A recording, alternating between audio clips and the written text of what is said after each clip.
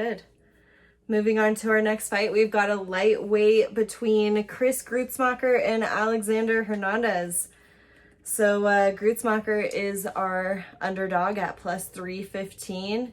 He's got a record of 14-3, a record of 1-1 on Ultimate Fighter, and then a record of 2-2 in the UFC.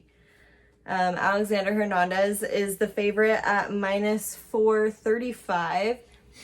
He's got a record of 11-3, a record of 3-2 in the UFC, but he has had some tough competition in his fights in the UFC. Hernandez is probably looking like a big favorite in this fight. What do you think, Aaron? Yeah, it is. And in my notes, I got Hernandez at minus 400. So hers are more updated than mine. This line is getting more and more steamed, just like us. And so, people think there's still value. Obviously, they're parlaying him. Like, they're putting him in prop bets. They're picking method bets. They're picking Hernandez by decision. Gruetzemacher, he loves losing by rear naked choke. If you get him to the ground, you put some little volume on him, he rolls over, he gives up his neck. Hernandez by sub is really attractive. Hernandez by sub plus 700. Like, if you own 7 homes, mortgage one of them and put it on him, and you might have 14 homes tomorrow morning. I think Alex Hernandez by sub at minus 700 or plus 700 is too good to be true. Inside the distance, plus 169. So everyone thinks Alex Hernandez is going to come in and knock this guy out.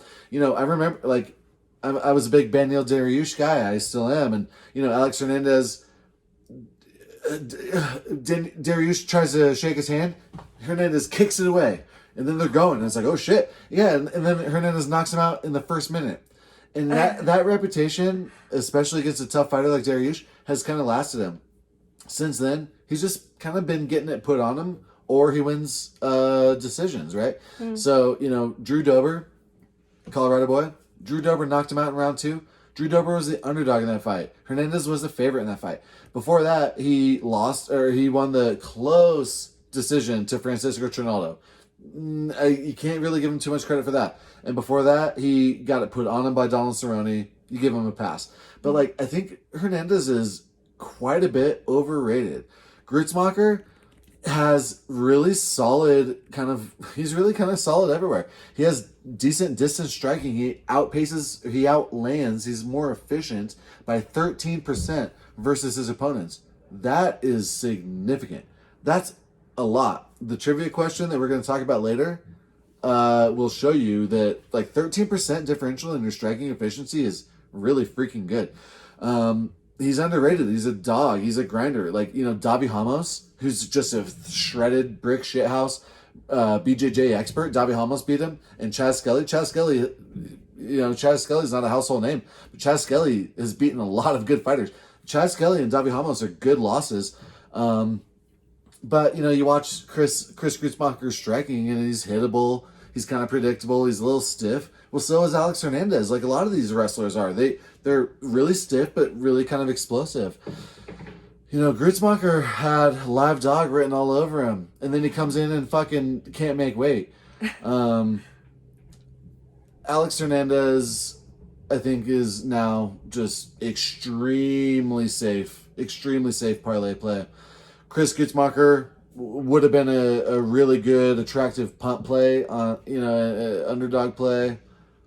I don't think so anymore. I think Hernandez is going to put on a show. The thing is, we talked about this fight longer than it should be talked about. Alex Hernandez, he likes to think he's a striker. Especially, that Daniel Dariush fight, he just thinks he's a striker. You get all kinds of Instagram followers after you win a knockout, right? Mm-hmm. But when he kickboxes, that's the only time he loses. He has pop, right? But it's just, he doesn't really just knock people out cold. It's kind of a false narrative. He has a wrestling background, and when he uses that wrestling background, he wins fights. Really, it kind of comes down to that. Again, that's another reason. It's if this guy uses the correct path to victory, he's going to win. You can't trust that at minus 400. Gruetzemacher having trouble making weight. Hernandez is now very safe, I think. Sorry to go into too much, but you got to kind of understand the thought process. And Grutzmacher, next fight, if he loses against Alex Hernandez, next fight, Grutzmacher is going to have no respect. He's a good fighter. Alex Hernandez is a little bit overrated. We all saw the Donald Cerrone fight. We all remember, he's a little bit overrated. I think he's getting kind of lucky, and all these people that put Alex Hernandez in parlays a week and a half ago, I think Grutzmacher let us off the hook a little bit here.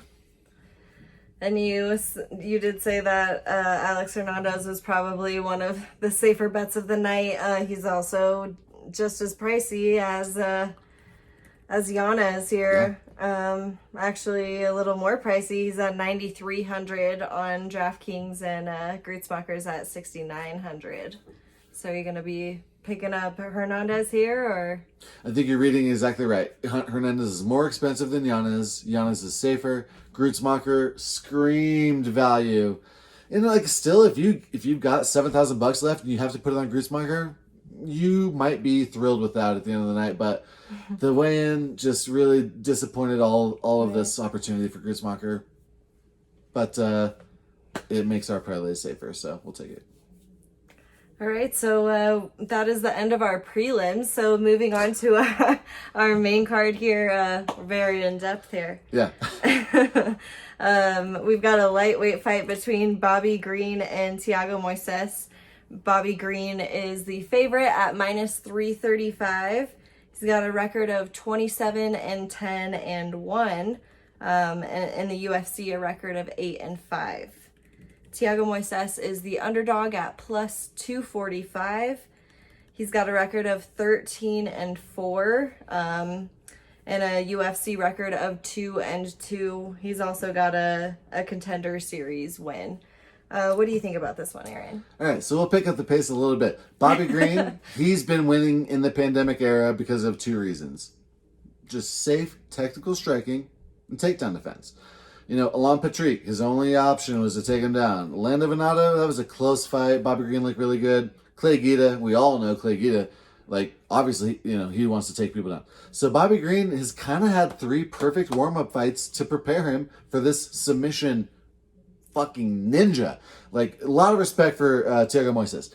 We all remember, Moises' last fight. He's getting doed up by Michael Johnson. That first round might be 10-8. I should look. I bet a couple of judges gave Michael Johnson 10-8. They really should have, because it was just devastating. And then Thiago Moises, second round, comes out, immediately just jumps for that leg, ends up submitting him. I don't think that Bobby Green is going to fall for that. Just diving on a leg lock. Bobby Green is a veteran. He's got 38 fights. He's only been submitted in 2 of those. He's got stellar takedown defense, and he's, not recently, but previously he's fought good wrestlers. Mm-hmm. Bobby Green, part of the problem is he likes to talk. He likes to show off a little bit. Similar to Kevin Holland. It's a little bit hard to trust Bobby Green when he's a 3-1 favorite. Because you're like, man, come on, just get busy, just finish him. I got money on you. It's really, when he's an underdog, when he's even money, minus 150, it's come on, he's a very safe bet. It's a little scary, but to be honest, I think Bobby Green's one of the safest parlays. If you do a Yanez Bobby Green parlay, you're gonna get your money back plus some juice. Put all of your money just on Bobby Green to win. Keep your parlays short. Bobby Green is really, really, really safe. He's not going to get some tricky bullshit takedown by Thiago Moises. Thiago Moises, he seems durable. Bobby Green seems like he doesn't finish anybody. Bobby Green by decision. You're like, oh, I don't want to pay 3-1 for Bobby Green. I'm going to take Bobby Green by decision. And it seems obvious, and it kind of is, but I really think that Bobby Green might finish him. So Bobby Green by decision is minus 148. You cough up $100 and you win 67 or something. I think Bobby Green can finish this guy. Bobby Green by KO plus 500. I really think Bobby Green is gonna finish this guy. So Bobby Green by KO plus 500. You're fucking welcome.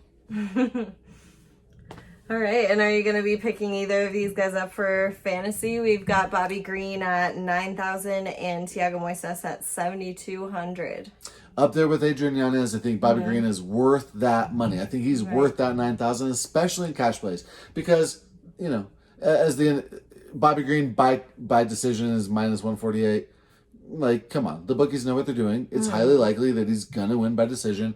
He doesn't really score that much. Bobby Green could win and score you 75 DFS points. I think it's kind of a pass. It's a pass overall. Bobby Green in a cash play where you're doing 50-50, you're doing double up, and you're just looking for sure winners. Bobby Green is a for sure winner.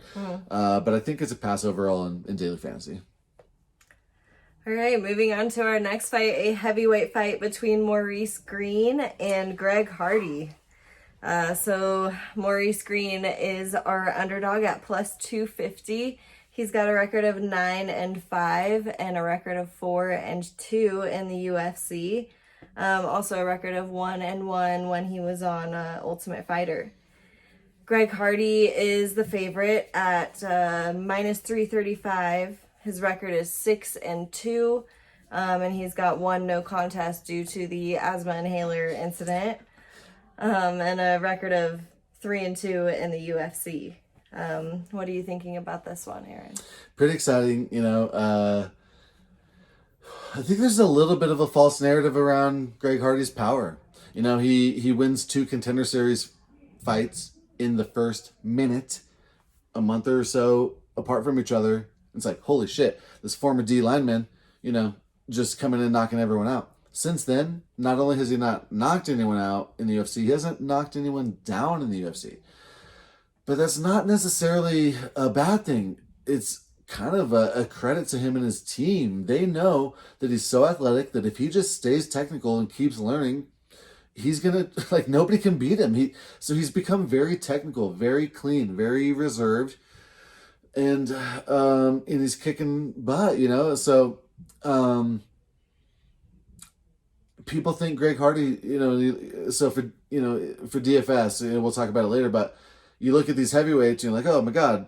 And honestly, the fight to go to decision play, put money on this fight to go to decision. Everyone just thinks that Maurice Green's going to get melted, and I don't see it. Maurice Green does a decent job in round 1 of keeping his distance. Then people get past it and they get inside and they land on him, and he does get affected by it. He feels it. Maurice Green, you'd think this tall 6'7", you think he would have a more efficient striking game than his opponents. His opponents land on him at a more efficient pace and more voluminous pace than he lands on them. It was similar to the Shannon Dobson fight. When someone with decent athletic talent goes to a new team, a really smart team, I think you kind of need to just pass on it. I was saying it for Shayna Dobson. She goes to Elevation Fight Team, and I'm like, with the right game plan, Shayna Dobson could definitely lay on Maria Agapova. And she ends up knocking her out. I have felt like Maurice Green could, with the right game plan, stay safe, stay out of damage, use those front kicks and those teeps and those leg kicks.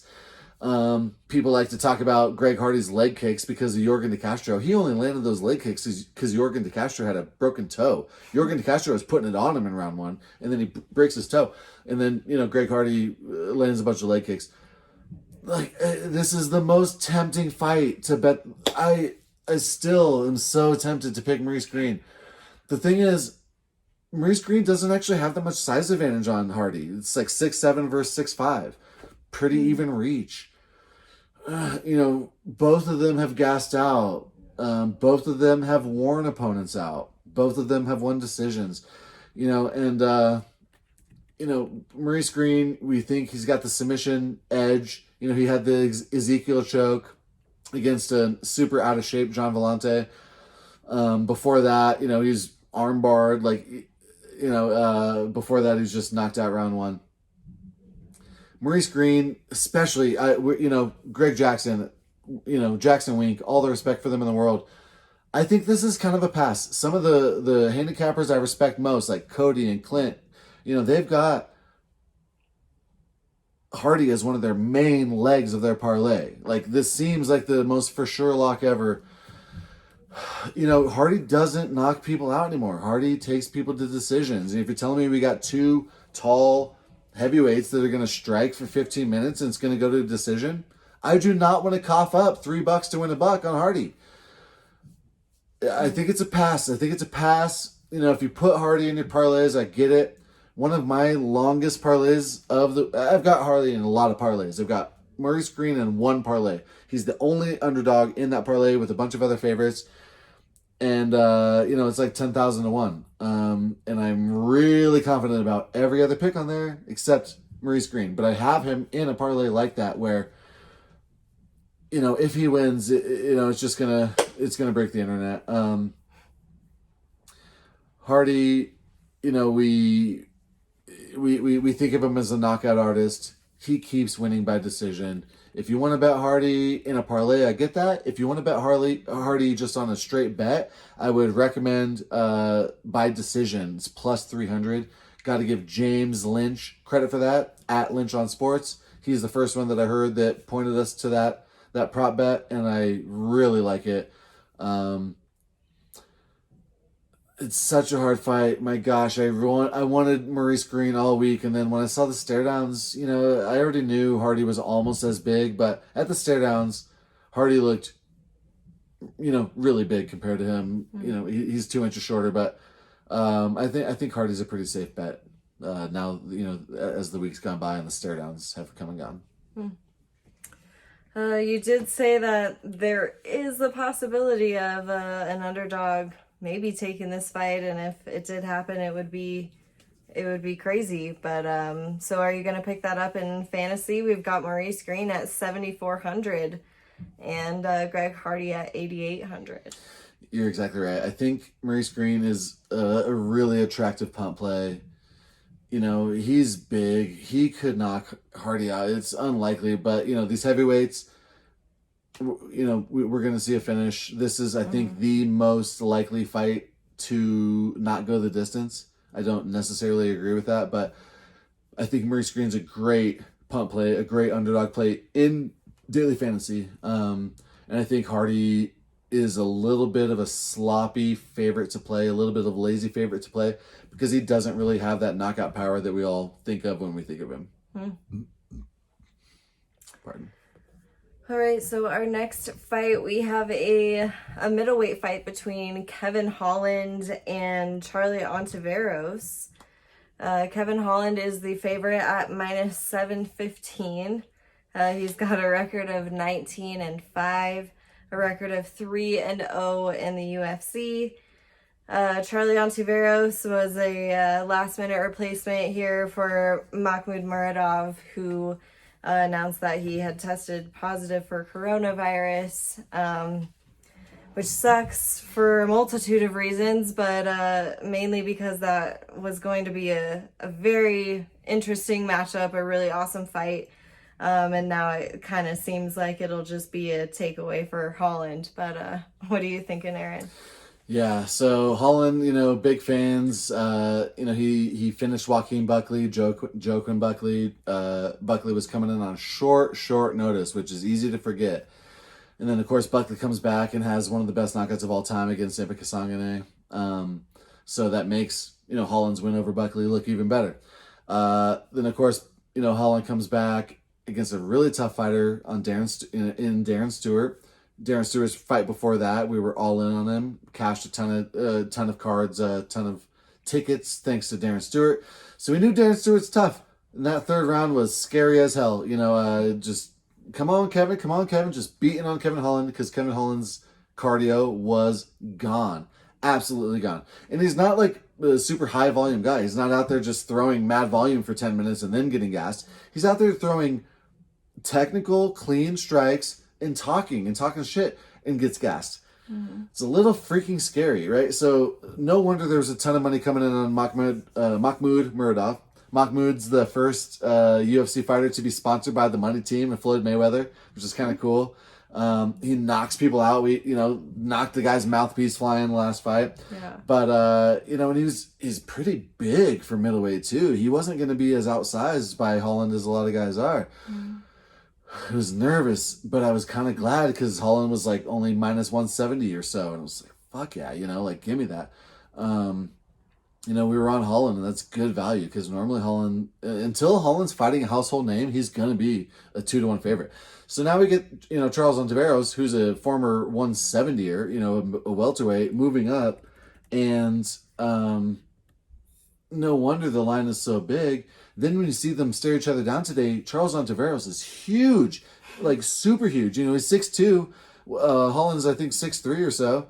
And, 6'3", but those, they might be more equal than that 1 inch even leads you to believe. I mean, Ontiveros was really big. He hasn't fought anybody at all. It's an absolute just ready to go. Kevin Holland didn't want to wait 2 weeks and fight Mahmoud. He says, I'll beat this guy's ass and then fight Mahmoud in 2 weeks anyway. Right. Kevin Holland just wants that check. He's about to just get that show money, that win money, and probably some bonus money.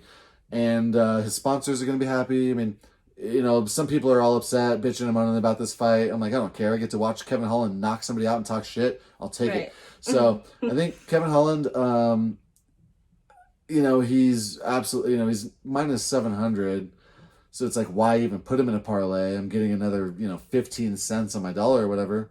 Do it. That's free money. Yeah. If you can get 15 cents on your dollar every week, you would be the richest person in the world. Take that Kevin Holland money, take it, smile, be grateful. And I look forward to seeing it. We just love to see the guy. He's so positive. He's so cool. At the weigh-ins, he's so cool. Giving a shout out to Heidi. She's the 5'2" girl, 5'4". Thank you, babe. She's the girl at the weigh-ins. He's the best post-fight interview.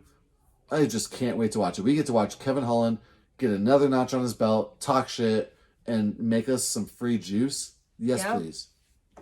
And his price on fantasy is 8,200. He's basically a lock-in to win. Charlie Ontiveros is at 6,700.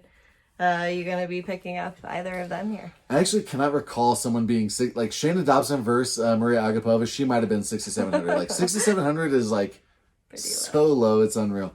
Kevin Holland, because he had a tough fight against Muradov, we get a free DFS play.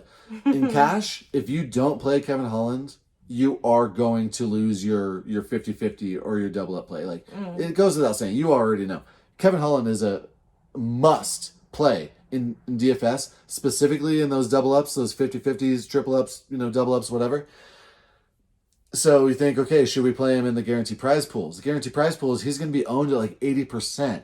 And if he doesn't win in devastating fashion, maybe he's not part of the optimal lineup.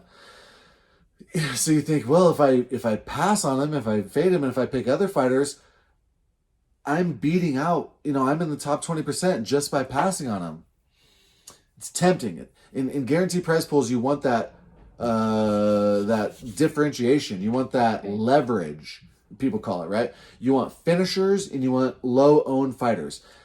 The thing is, it doesn't matter if somebody's owned 95%. If they're part of the optimal lineup, you want them. If they're part of the optimal lineup and they're at $8,200, you have to have them. So I think Kevin Holland, I don't care if you play 100 lineups. He has to be in all of your lineups if it's cash play, and 95% of your lineups if it's GPP. I do think he's gonna score high enough. I do think he's gonna get a finish.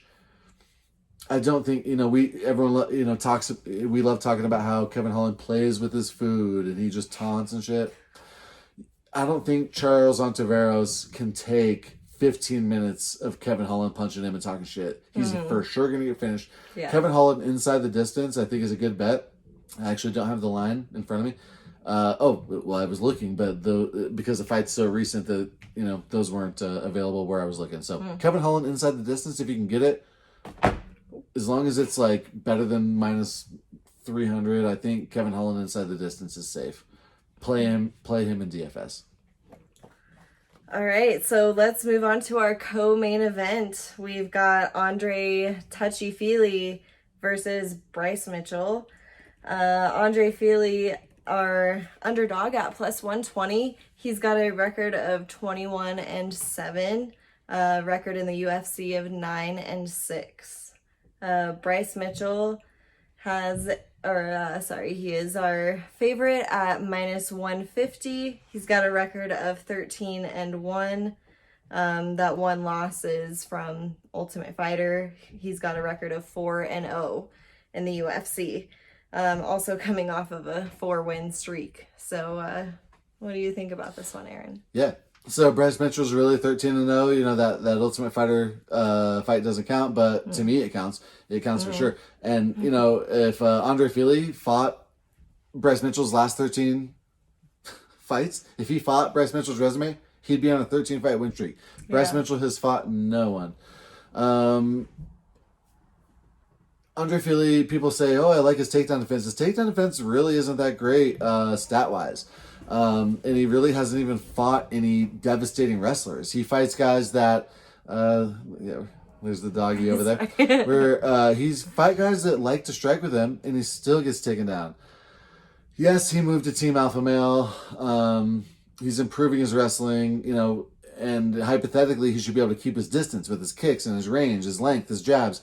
You know, he's very technical, very smart. He's got all the expertise and all the experience, he's the veteran in this fight for sure. Mm-hmm. A lot of people are taking Feely as a live dog, and I get that. As far as underdogs go on this card, Feely is for sure live. I think this fight should be pretty even, but if this fight was even, I'd be taking Bryce Mitchell. Not really a fan of his. He hasn't fought anybody, but I think that he's... You know, I think that he's going to get his opportunities to close the distance. The more that Feely throws kicks, it's what I was saying last week. Everyone's like, oh, Justin Gaethje's going to land a bunch of kicks and beat Khabib. I'm like, there's one thing you don't want to do against Khabib. It's pick your foot up off the floor. You don't want to be one-footed against Khabib. Yeah. You don't want to be one-footed against Bryce Mitchell either. His numbers are kind of distorted and inflated because he took down Charles Rosa like 10 times or 9 or 8, 9, 10 times. You know, we think his jiu-jitsu is a little better than it is because he got that twister submission, but he was trying to go against Rosa too. There's no way that Andre Feely gets submitted by Bryce Mitchell. No way. But I think it's more likely than not that Bryce Mitchell lays on him, gets a couple takedowns. It's a close fight. And I think those takedowns probably get it for Bryce Mitchell.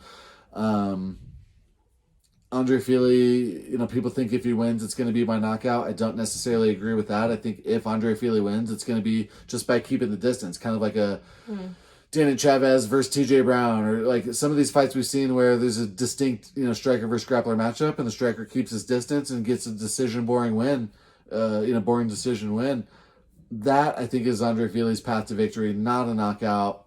It would be a slow, technical decision, keeping his distance, not taking chances, not doing any spinning techniques, not doing a lot of body kicks or low kicks. Mm-hmm.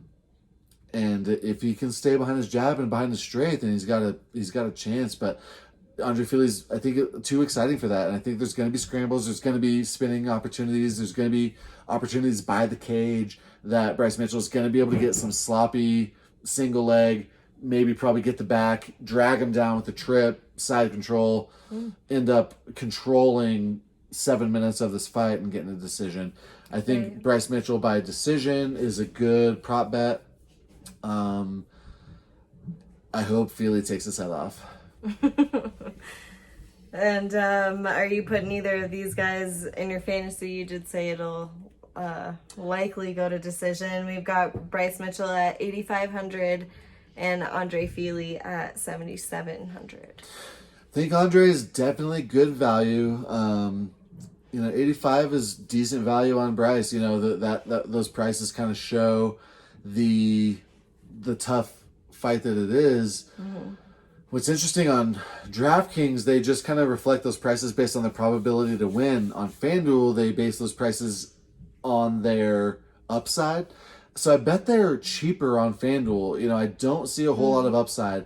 I think, as far as punt plays go, absolutely Feely's a decent underdog. As far as cash plays go, and just, picking a for sure winner, I think Bryce Mitchell is one of the cheaper options as far as that goes.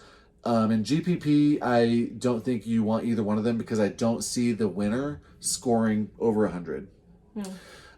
Feely's too good on the ground, too much of a veteran. He's not going to get submitted round one.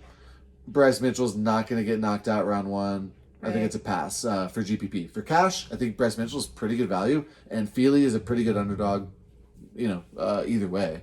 Yeah. But he's an underdog, of course. All right, let's get into the juicy fight here. The main event of the evening, a middleweight fight between Uriah Hall and Anderson Silva. So Uriah Hall is the favorite at minus 230. He's got a record of 16-9, a record of 8-7 in the UFC. So we know that when he was on Ultimate Fighter, he was just extremely dominant on there. Had a record of 4-0. That spinning back kick knockout is just unreal, to say the least. And then he ended up losing to Kevin Gastelum in the finale. And he is going up against Anderson the Spider Silva on a Halloween fight night, which is very fitting. Anderson Silva is the underdog at plus 185. He's got a record of 34-10, one no contest against Nick Diaz.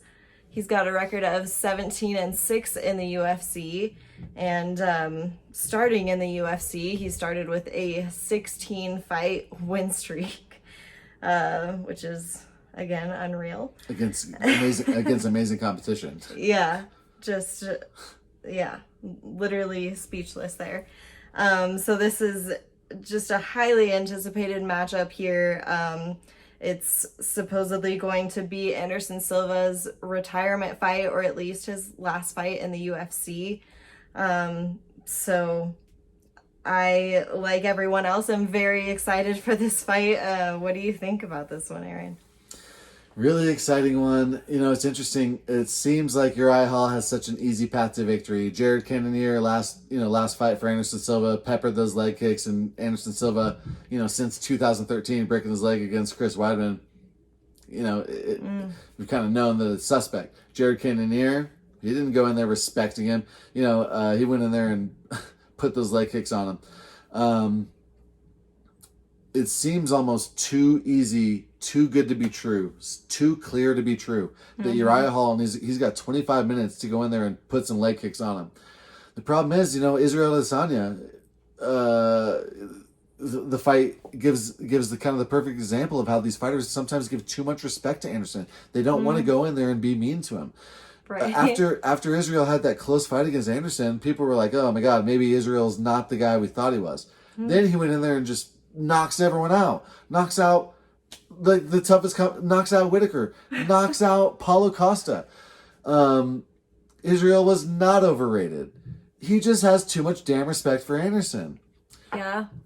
Uriah Hall is kind of an asshole, though. He doesn't really give fans the time of day. I don't think, he was called the next Anderson Silva. I really don't think Uriah Hall has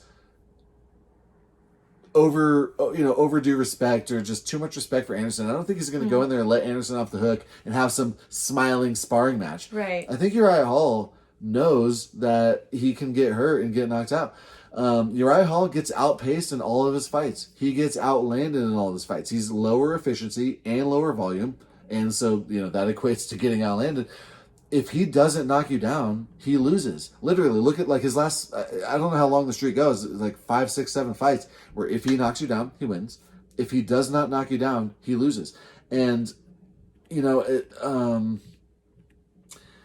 if he goes in there and puts it on Anderson, Uriah Hall, first round win, like plus 600. It's almost too good to be true. Uriah Hall by knockout, it's almost plus money. It seems too good to be true. Anderson looked really good at the weigh-ins. I could talk all day about Anderson. I could talk about James Irvin, Travis Lutter, Nate Marquardt, Rich Franklin, Chris Lieben, Stephan Bonner, Forrest Griffin. I could talk about all of Anderson's fights. The thing is, the last 7 or so fights, he doesn't knock anybody out. He's kind of just seems like he's there to get his show money and get his Burger King endorsement money. Right. And, you know, the thing is, this fight might be different. There are some unknowns. Uriah Hall hasn't fought in a while. You know, he's got a long layoff. His last fight against Antonio Carlos Jr. was not that freaking good. The fight against Bavon Lewis, he was losing until he landed that amazing kind of short uppercut. You know, kind of hook like that short punch on Bavon Lewis that just melted Bavon Lewis. He was losing. Before that, he gets knocked out round 2 by Paulo Costa. You know, no shame there. It's a little bit scary to put this money on Uriah Hall. He's not a spring chicken either. He's 36, I think. Right. You know, Anderson's 45. Anderson doesn't show that much chin anymore, but Anderson looked shredded at the weigh-ins. Anderson doesn't want this to be his last fight. You know, they say, is this going to be the last fight? 2 months ago, he's like, yeah, it's probably my last fight. A week ago, he's like, I don't know, you know, let's see. We got to watch and see. He seems like he has hope that if he wins in devastating fashion or if he looks good, that he's going to get another fight. And of course, if he wins in devastating fashion, of course Dana White's going to give him another fight. He's headlining it. Like, we're you know, he's headlining a card right now. Yeah. Dana White knows that people will tune in to watch him, right? Oh, yeah. So, also, he says, well, if I lose, then it's probably my last fight in UFC. Okay, what does that mean? He's got another fight on his contract after this. He cannot go fight for Bellator or some other organization. He's going to go back to boxing.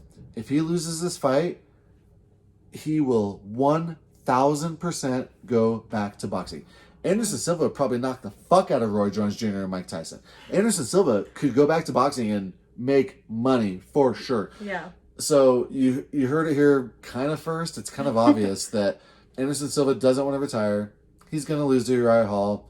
He's going to go back to boxing where he doesn't have to worry about those, you know, tibias and fibulas anymore. Yeah. And we wish him the best. I mean, you know, we were watching his highlights earlier tonight. It's just unreal, magical, yeah, truly magical. You know, grateful to have seen him. Great, you know, we you know, watching him in Pride, winning fights by head kick cuts. He didn't even knock the guy out. He just gashed him so hard with a head kick that the fight had to be stopped. Rio Chonin, because he was like Anderson Silva's last loss, he submitted Anderson Silva. Rio Chonin was a household name just because he submitted Anderson Silva. You know, this guy is the reason that many of us are caring about this fight card or all these fight cards. Like, all of us love MMA in large part because of Anderson Silva. Sad to see him go, you know, but hopefully it's exciting, and I would love to see him go out on his shield in an exciting high volume loss versus a 25-minute bore fest. And I kind of think he might give that to us. And are you going to be picking either of these guys up for fantasy? We've got Uriah Hall at 8,600 and Anderson Silva at 7,600. Yeah, so Uriah Hall, when he wins, he doesn't actually win with like super high daily fantasy scoring. When he loses, he's outlanded a bunch. When he wins, he's like kind of even in terms of significant strikes and what have you. So, you know, you're kind of counting on that he's going to finish Anderson. I do think he's going to. One of our absolute locks of the night is the over under 4.5. So if the fight lasts 22 minutes, it's under. If it lasts 23 minutes, it's the over. Basically, you know, they're saying this fight's going to go to decision. I think the under 4.5. I see it last we bet on it was minus 125. It's almost too good to be true. There's no chance this fight goes to decision. You know, Uriah Hall is not the respectable, respectful, anime-loving, Anderson Silva-hugging guy that Israel Adesanya is. Even though Israel Adesanya is 3 times the fighter Uriah Hall is, I think Uriah Hall is going to finish him. If he doesn't, Uriah Hall gets finished. When he loses by knockout. And, you know, I know a guy that will knock you out. And he loves to do it. And it happens to be who you're fighting. So yeah. I think the under 4.5 rounds is too good to be true. It was even money. Now it's been steamed. Now it's minus 125 because people are hip to it. But I would definitely jump on that. So still, even though I just said that Uriah Hall's gonna win inside the distance, I think it's kind of a pass for him. He doesn't typically score that high in DFS. Anderson Silva is a decent punt play. What is it, 7,600? Yeah. Yeah, as far as guys in that range go, I think he's a fine underdog play. And then you get to watch that main event and root for the underdog, root for the GOAT. Right. It'd be kind of fun to watch that main event and root for Anderson Silva to land some spinning shit, or land some technical shit, and knock out Hall. Hall gets knocked out, and how cool would it be for Anderson to come through? And do you think if he did pull off a win in this fight, you think he would stay in the UFC? I think he would stay. I think he would stay in the UFC, and if he loses, then I think we see him box, and I think that'd be cool as hell. With his head movement, with his matrixy body movement that we all, the Forrest Griffin fight is very my matrixy. Yeah, the Forrest Griffin fight is my number one favorite fight ever. UFC 101. Co-main event. The main event was BJ Penn versus Kenny Florian, and that was a good fight too. But Anderson Silva just absolutely, just matrixing, dropping Forrest Griffin multiple times till Forrest Griffin had to just wave it off. Was the best performance we've seen from a guy with 10 amazing performances. So gosh, if we could just see something like that, the roof is going to pop off. Yeah. I think any way it goes, this weekend's card is just going to be amazing all around. I think we pretty much got into everything. Is there anything else you want to add? No. Oh, so we got the trivia question. Oh, yeah, of course. All right. This is a really cool one. Ask your friends tomorrow. They're gonna probably get it wrong. So, there's only 584 fighters in UFC history that have had enough striking from distance, like enough standing striking, time, enough volume to qualify for this. So there's 584 fighters that have thrown 500 distance strikes and had 500 distance strikes thrown at them. We want to talk about the margin, the efficiency, who lands the most versus gets landed on the least. Who has the biggest, most impressive margin in UFC history? It's over 20%. They have a 20% margin between those, strikes that land on them versus they land. Out of 584 fighters, almost 1,000 UFC events, who is the best striker in UFC history according to the stat? Of course, it's not taking into account their level of competition, right? But who has the most disparate, the biggest margin between efficiency versus landed, versus taken? Put your comment put your answer in the comments, whether you get it right or get it wrong. We'll let you know, and you're in the drawing for the free bet, and that's free money.